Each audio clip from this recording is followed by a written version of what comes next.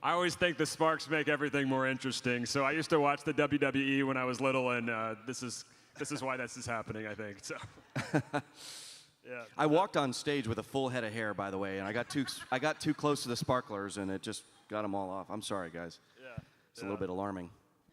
Well, I want to thank my friends for being here. You know, consider this like the Christian Collins podcast, and I just invited 3 people that I'm very interested in. So, honored you guys came. Jillian came all the way from Florida, and Glyn came from the second furthest, I think, from Dallas. Yes, correct. And yeah, he's Ted Cruz's chief of staff, so he's all over the place. But Yeah, that's right. yeah, Happened to come from Dallas this morning. yeah. Okay. Well, you guys all have incredible backgrounds. Would you introduce yourself and tell us what you do? I just gave the answer away with him, but he's done a lot of other things too. But tell us a little bit about your background. We'd love to hear about that. Thank you. First, okay. Well, so my name is Jillian Anderson, and I'm a strategic communications professional. I run my own firm. It's called the King's Firm. And just for a little background history, I've been in the news media world for, goodness, dating myself, probably about 18 years, and about 15 years in national news. And I started my first job out of college was at the Fox News Channel, and that's what really kick-started things for me. But I've since then, I helped launch a few digital news channels, streaming channels when those were first coming out. I also did my little stints on reality TV, and I was Washington Redskins cheerleader ambassador, so I'll bring that all up later, why that's relevant. However, I was a publicist for years, and I started my own firm, and I get to work with a lot of people that you see here today. Kyle Rittenhouse, who is down the hall with Texas gun rights, he's one of my clients. I work with a bunch of sitting congressmen, one who spoke last night, and I have 2 more guys that are speaking today. I work with NGOs, C3s, campaigns, and we have a lot of fun together. And my whole thing is I help build their platforms, help just get their voice out there. I've been fortunate to break a lot of news stories. And then I myself, I have the pleasure of being on media.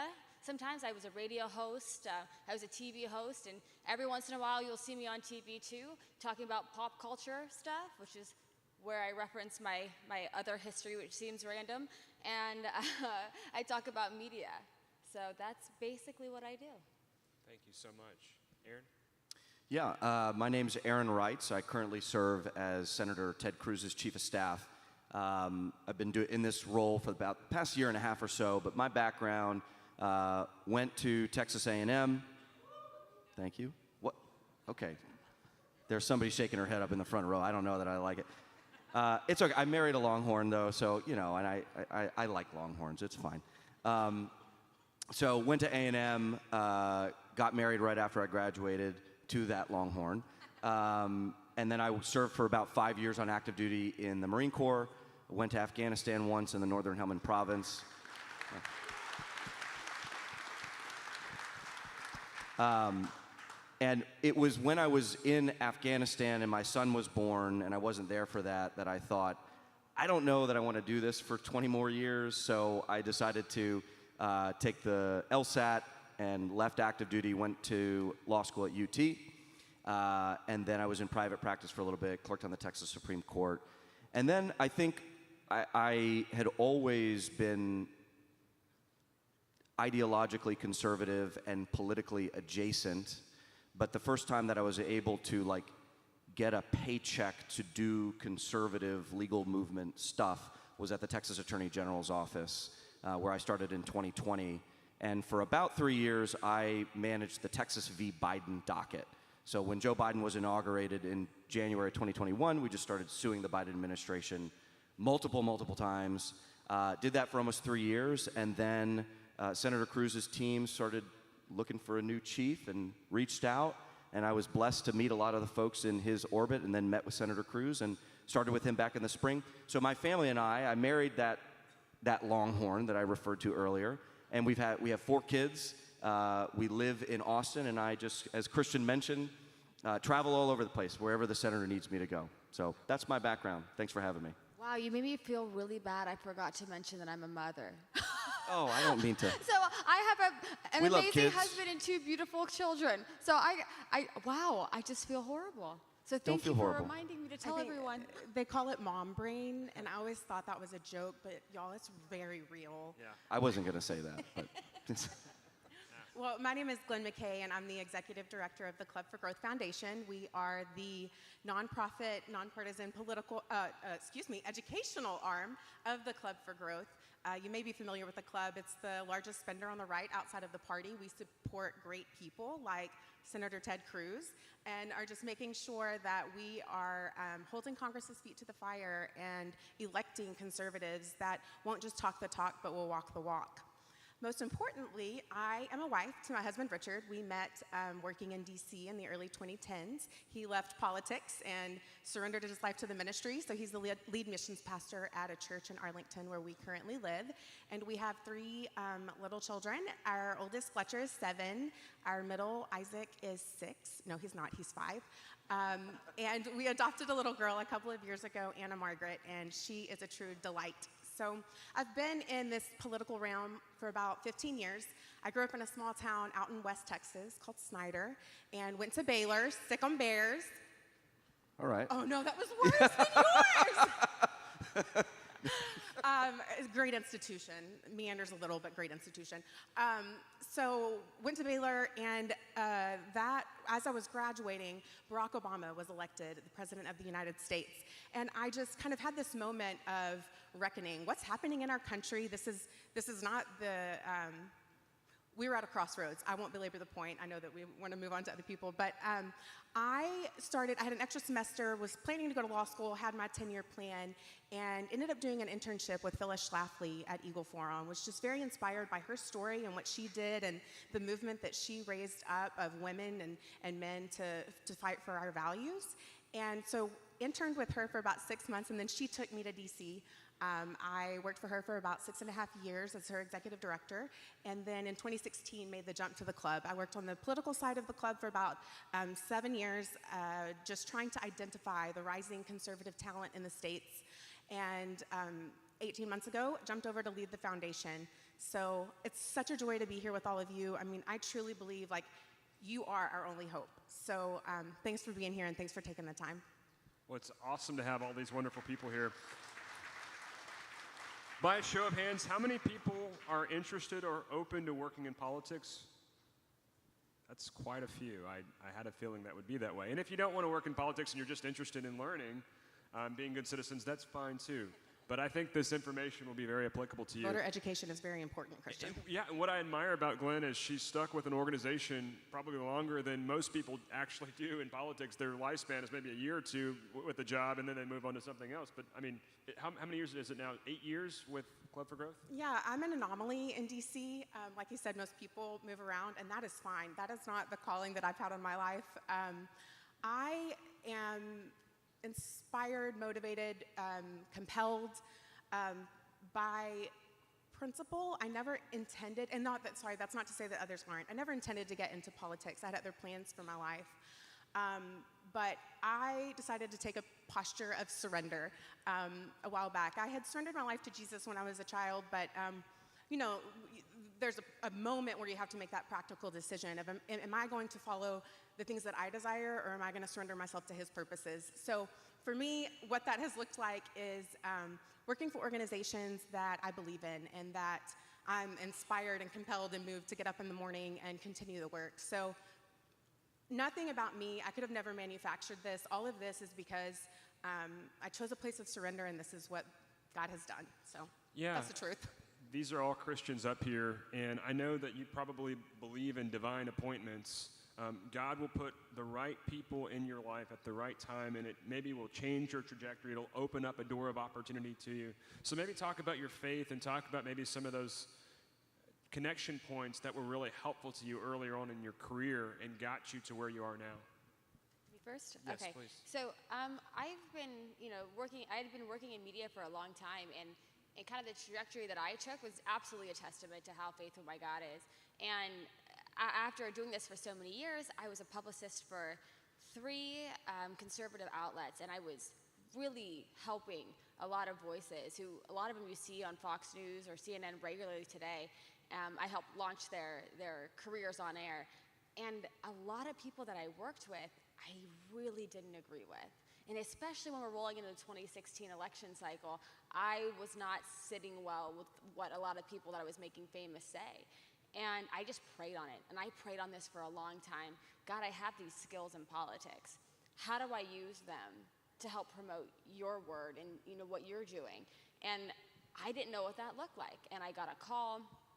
Long story short, it was that Charlie Kirk was doing this faith think tank, which didn't end up working out in the long run. But I definitely got put in a position to be with all these politically motivated faith leaders. And that's when I really started being able to do politics and work in media for people who were working towards a bigger picture, working with God, walking with God. And now here I am, and I started my own firm, and I get to work with, whether it be NGOs, C3s, people, public figures, campaigns, but people who I really, really love, and people who are doing work that is glorifying God and helping save people, and I love that. I get to work also, I'm the board member of the Jack Brewer Foundation. I've been working with him doing his media for about 6 years, and I moved my whole family to make sure that I could serve day in and day out with my hands, and my family could because of that. But I get to work with Chad Robichaud, incredible man of God, Jaco Booyens, incredible man of God. I mean, these people who are fighting for values in which protect us as Christians, in which protect the word and family values, and I love to be able to raise awareness, raise a platform for people who actually align with my beliefs. And I had prayed on that for a long time. I really didn't understand how those two things could intertwine, but now it seems so obvious to me. Yeah. And I feel kind of silly thinking back, but God really moved me into a place. And then as far as starting my own firm, I remember him just like literally pushing me off the ledge and saying, here you go, you have to do it, sink or swim, yeah. I got you. You took some risks, and I noticed with Aaron's situation, one job, one contact led to the next job and the next contact. And one thing I'll say about Aaron, and I'm not into flattering people, I just say things sincerely, but this guy is one heck of a chief of staff. I mean, he worked for Ken Paxton, did a great job for him. He's a military guy, knows what he's doing, and Ted Cruz couldn't be in better hands working with Aaron Reitz. So thank you. So my faith has been central in many ways. I'll say three things. First, just a quick accounting of like my story, my faith journey, and then two big lessons that I've taken from that over the years that I think are applicable to y'all in the crowd. So first, I was not raised in a Christian home. Not some other religion, and certainly not hostile to the Christian faith, but just a secular home where we went to sort of the generic Methodist church down the street, maybe for Easter, maybe for Christmas, if we were feeling up to it. And it was not until I got to college that I got plugged in with just a group of very strong believers who, through that process of not only friendship and their personal testimony, both spoken in the testimonies that they lived out in their lives, and my own research on the questions, it was in college that I became a Christian and surrendered my life to Christ. Now, that's my personal story, but it lent me two lessons that I think are applicable not only to my own experience, but also I think to y'all. The first is to understand the gravity of what it means that we're not fighting against just flesh and blood, that we're fighting against the principalities and powers of the air. Amen. Now look, your average low information Democrat voter is not necessarily like a walking embodiment of evil, okay? However, the leadership of the leftist movement in this nation absolutely is. This is not just a debate that we're having right now about what the marginal tax rate is or what the appropriate amount of regulation on the energy industry is. We're talking about fighting with a political movement on the left that wants to utterly destroy everything that we hold dear as conservatives, as Christians, and as Americans. And the gravity of that fight, in my opinion, is taught very, very clearly in Scripture and imposes on all believers a duty to put his or her hand to the plow, or to have his or her hands pick up a sword and pick up a shield. So you may every single person in this room is going to be involved in the fight to save our country in different ways.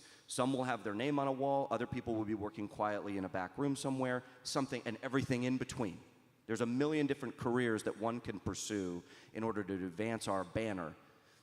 But no matter what it is, you have a duty, if you're a believer, you have a duty to engage in protecting this country. The second lesson that I would take away, and this is my third and final point, is exactly what Christian said, and I have personal experience with the sovereignty of God. God divinely appoints each and every person where he or she ought to be. Now, you don't need to sit around and wait for it. You don't just sort of like sit there and passively do nothing and wait for God to just magically open a door for you. You follow that duty, you do what you're supposed to do, and God will open doors and he will close doors. And sometimes the closing of the doors can be the toughest to deal with. I'll tell you what I dealt with. In 2020, I ran for state rep. And my family and I poured everything into running for this seat. And I lost. And if you're running for state rep, you're not spending a ton of money on polling, you're not spending a ton of money. So all you're doing is you're just going basically off of vibes on how you think you're going to perform, okay? And then it's like, and I'm somewhat exaggerating, but it's like social media interactions, a number of doors knocked, and a number of endorsements, and how much money you're raising, et cetera, et cetera. So there are some metrics. But what it ultimately boiled down to in 2020 was you're driving home after the polls close, and you're just hitting refresh, refresh, refresh, refresh, refresh on the Secretary of State's page. And in an instant, you just realize, oh, I lost. I just did this for a year. And in an instant, you lose. And that was God shutting a door. But the next day, I emailed Attorney General Ken Paxton. And I was booting up my computer at the law firm. I was opening up the next matter number. I said, I cannot, for the life in me, bill another hour at this law firm, at least without a grassroots meeting at night. So I emailed him and I said, I got to get back in the fight. Let's talk about it. And over the course of 2020, I came back into A.G. Paxton's world. And had I not done Paxton, I wouldn't be Ted Cruz's chief of staff, which has been one of the best professional, personal experiences I've had in my entire career. So, faith journey, everybody has their own individual story. We're not just fighting against flesh and blood, we're fighting against really, truly forces of evil. That imposes upon each of you a duty to do something about it. And as you're fighting that fight, God is sovereign. He'll put you where you need to be. He'll put you on the battlefield where he needs you to be placed. He'll put the right tool in your hand. So that's what I would say about my faith. Amen. It's really good. I love that. Sure.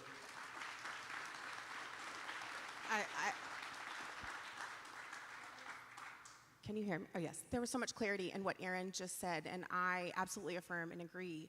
I think I want to encourage you with two things, okay? Politics in America has very quickly become I was having this conversation with one of our Club for Growth Foundation fellows the other day, and he had this phrase, it's all about clicks, cash, and clout. And that's true in a lot of ways, and not all of those things are inherently evil, but if that is what is driving you, you are going to get lost so quickly. So I would just encourage you with two things. Number one, rootedness. Rootedness is so important. You've got to know what you believe and why. And you know those things in two ways. Number one, read your Bible. And I don't just mean do your reading plan and check the box, right? Like, ask the Holy Spirit to illuminate the scriptures for you. That is how you will know where to go and what to do. That is how you will begin to hear and learn to discern the voice of God. And that is so important if you are truly wanting to live a life of purpose. It's one thing to rise in politics, and it's another thing to live out your God-given purpose. So I would encourage you in that. Rootedness is important. And knowing political philosophy and the nature of political economies and all of that is important as well. Don't just read the greatest new thing. Go back to the classics. Nothing is new under the sun, and that's really important to understand. So read. Be a learner. Determine that you are not going to be the smartest person in the room, because you're not going to be. I'm sorry to tell you that. Your mom may have told you you are, but you're not. There's always someone smarter, always someone better, and that is okay. The second thing I would say, and that kind of leads into my second point, is it's very important to take an opposite spirit of the spirit of the world. the world will tell you that it's all about you to elevate yourself, but I tell you there's no greater joy and nothing that can fulfill all of our purposes more than elevating others, considering others before yourself. That's what Scripture says, but also Ronald Reagan, he had the plaque on his desk, right? Like, there is no limit to what we can fulfill if we don't care who gets the credit. That's a summation of what it said. But that opposite spirit will compel you to do things that may not make sense to the world. I turned down jobs that looked really good and would have made me a lot of money, but I just knew that that wasn't what God was calling me to. So I just, pride in this world can be to your great detriment, because pride will do two things. It will either compel you to be severely insecure, or you will be unbearably arrogant. And neither of those things are going to help you get ahead. So I would just encourage you to dive deep, know what you believe, know why, maintain a posture of humility. And in doing that, just two practical things. One, the network, as Christian was referencing, your network is so important. Every person you engage with is important, not just because they're an image bearer of God, but because they're going to go on to do something too. And you never know what connections God may intend to bring. I'm sorry, I don't mean to over-spiritualize everything, but you never know what connections you may need or want or see in the future. So deep, yeah. Like, can I piggyback off that? Sure. I mean, what she said, that last point, if you actually want to work in politics, what she said is so important. And politics may seem big, but it's actually a very small world. Yes. Just backstage, I knew those two knew each other, but I know so many of his friends, and I know his boss very well, and I didn't tell him that Ted Cruz used to walk me out to my car at the end of my shift at Fox News when he came and did late Hannity hits. And he was just so sweet, and I love running into him from time to time. It's dangerous out there. But, yeah, I mean. Yeah, on the Senate side, Capitol Hill late at night, it is, but he's so sweet. But I mean, it is a very, very small world, and I was so fortunate I genuinely, one, I love to talk, but two, I really, really love people. So I really got to make all these connections with people throughout the years, but I genuinely love them. But not just make connections, but hold on to those friendships and work on them and keep them, because it is a very small town in D.C. It is very small, and you don't want to burn any bridges. But it's also people, like you said, they're image bearers of God, but they're also great. So always keep in mind that people are people first before they are politicians. And I said that to someone the other day, or yesterday. I was like, Lindsey Graham and I, we've been good friends for 12 years. We don't always agree on everything. I said, but I love that man. That man is good to me, because he is a person first, and we don't always like the way people vote. But they are amazing people sometimes. So don't always shut doors before you meet people either. That's good. That's good. Well, one thing I would say about what she said, she's talking about having substance, in having principles that guide your life, so you're not just untethered to anything, but you're tethered to something that is important. And she talked about having knowledge, so you have policy that you understand, that you're reading, that you can communicate effectively if you want to run for office eventually. And she also talked about having principles, Judeo-Christian principles that guide your life, so you're rooted in God and you do what you need to do. He talked about overcoming adversity, and what we saw in that was God sometimes closes doors, but for a reason, because he's doing so many big things now, maybe having a lot more impact than he ever could as a state representative. And maybe he'll run for something again eventually. But in this season, this is his assignment. God puts us in certain positions and situations. Our calling is always the same. It's to glorify God, and we should view our work as a ministry in politics. That's our calling, is to glorify God in the arena that he has called us to, and serve him and share Christ with other people. Now, that said, our assignments can look different from time to time to time. And so sometimes people are discontent with the assignment that they are in, rather than flourishing and blooming in it. And you should enjoy the work that you're doing and do it as unto the glory of God. And then when you're faithful with little things, God will give you much. You'll open up new doors of opportunity. And so if you guys want to comment on any of that. I want to follow with two things. One, something in ministry that my husband and I learned early on. The world views people as scenery or machinery. You can either see people as scenery that you're just passing by, or they're pretty to look at, or you view them as machinery, as someone to be used or something to I don't know, accomplish your purposes. But the truth is that everyone is ministry, everyone is an image bearer, everyone has purpose. And if you're going to fulfill your purpose, it would behoove you to also be, encouraging and uplifting to others to fulfill their purpose. And I had a second point, but I'm going to stop until I remember it. Yeah, do the right things for the right reasons, Aaron. Well, this will be kind of my parting thought on this. I want to impart just a little bit of advice to the folks that are gathered here, and I want to frame that advice very quickly in sort of three framings: philosophical, practical, and personal. If you are a high school or college student here and you want to, the name of this panel is Rise in Politics, okay? I've got philosophical, I've got personal, and I've got practical advice. Philosophical. Choose the adventurous path. Truly. When you are a young person and you're thinking about doing something interesting or something interests you and there's a shiny object, chase it. If you've not worked on a campaign before, volunteer on the campaign. We've got a lot of Ted Cruz for Texas campaigners that are here. They're wearing Ted Cruz shirts. Sign up and get involved. There's only 44 more days until election. If you want to come to D.C., you don't want to know what it's like to live in D.C., come intern in a Senate or a House office. You don't know. God has a place for you, but he wants you to be active in the pursuit of what he has for you. So you got to try things out. And my advice is, while you're young, maximize the adventure aspect of it. You thinking about going into the military? Go do the military, because you can't do it when you're 40 or 50 years old. You can only do it in your early 20s. So just do it. Say yes to things. Take on projects. That's my philosophical approach to the advice I want to give you. I have practical advice too. The basic things that your parents want you to do are important. Getting good grades is important. Staying out of trouble is important.